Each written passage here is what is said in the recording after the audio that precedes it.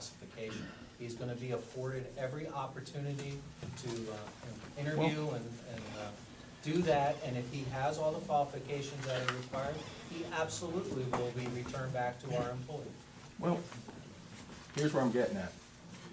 There's appearance of impropriety on this board for many years. Several years ago, I came across some tires at the DPW.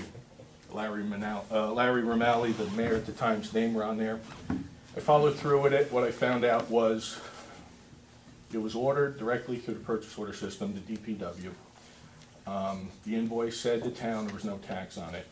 When I followed through with it, I found out that the check was cut basically a day after I found it, but it wasn't cashed by the vendor until about 30 days later.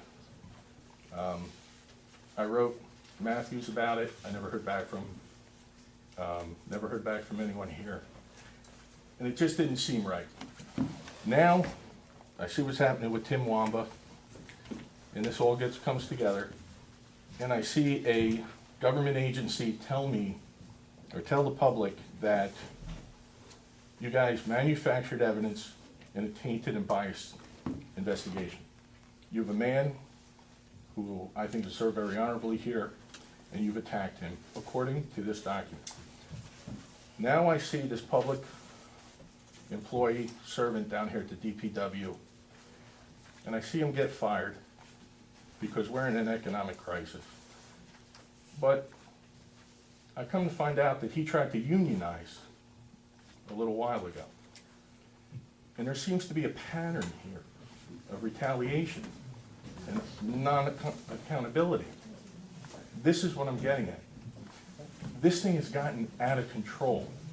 Something needs to be done. I'm not advocating people being fired. What I'm advocating is the FBI. They have a special branch. Ask them to come in and do an audit on our books and an audit of what's going on and clear everyone's name, or take care of the people who are doing the wrong thing. That's what I have. Can I respond to that? Sure. We did not fire anybody.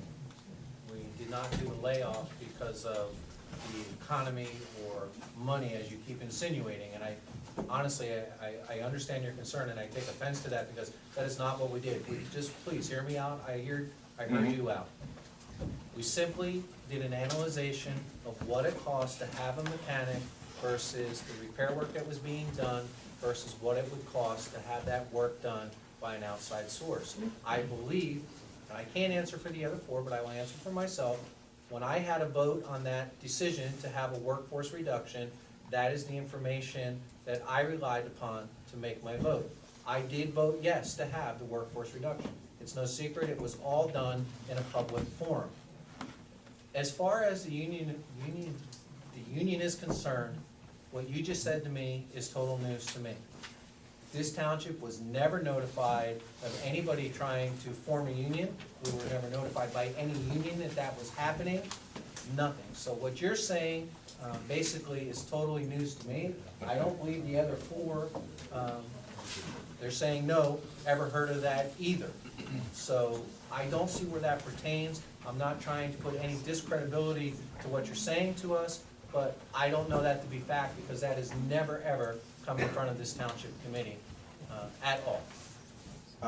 The letter that you sent to him, or this town sent to him, laying him off or firing him, you're telling me it didn't state anything about economics? What was the reason for letting him go? I mean, did it state anything about due to economic conditions? Wording of the letter, and you know, as any letter that is written, or as any law that is written, it's all subject to interpretation. What I'm trying to tell you is that when we looked at the cost of having a mechanic versus subbing that work out, it was decided that it was cheaper to sub it out. How the letter was worded, if the word economics was put in there, how that's being construed, I can't answer that question. I honestly don't remember exactly how the letter was written. Several of you people were on the board when Larry Romali. I was getting to that. Yes. The only comment I ever got from the police department, from the officer in charge, was who gave me the information. Wasn't interested in what had happened. I find that highly irregular and wrong for a public official to use his power to get special treatment and use public servants to order parts for him. Did this committee ever address it, either in private session or whatever? And was there ever any kind of change in the way we do things? It was actually turned over to the prosecutor's office for investigation. And it was, the person involved was cleared, and it was reported back to the township committee that there was no wrongdoing. Certainly, the township committee discussed it. We took the allegations very, very seriously. We have, I don't want to say amongst ourselves, but we put policies in place that hopefully that will never be allowed to happen again. You have a very legitimate concern. The Appearance of impropriety. That's exactly right. It's a legal term. Marty, I will not disagree. I will not disagree with you on that issue. And yes, we turned it to the prosecutor's office. We dealt with it here. We did everything that we felt was in our power to bring that to a close. I'd like to ask everyone on this board if at any time they have ever used the township purchase order to purchase anything and paid for it either themselves or had the town pay for it. Whether it be tires for their car because they do official business with their car. Has anyone on this board, either yes or no, ever used the purchase order system for I themselves? can answer for me. Okay. I can tell you that I'm coming to the end of my 5th year on the township committee. Uh-huh.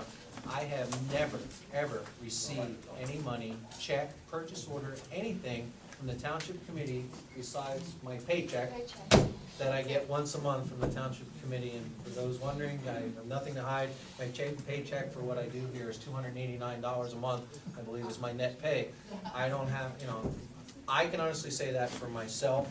I would welcome anybody that would like to look at any records that pertain to me and the township. Please feel free, call me, I'll meet you at the municipal building, and I will open up any record there that pertains to me personally.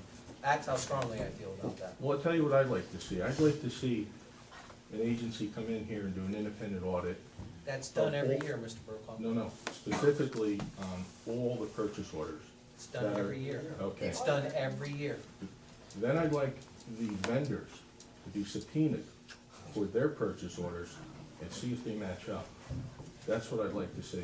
Okay, rather than, and I'd like to say this to all the residents, rather than continue this individual dialogue that we're having, as spirited it is, and I appreciate that. What I would like to say to all the township residents is, every single one of your township committee members is available to you outside of our township committee meetings.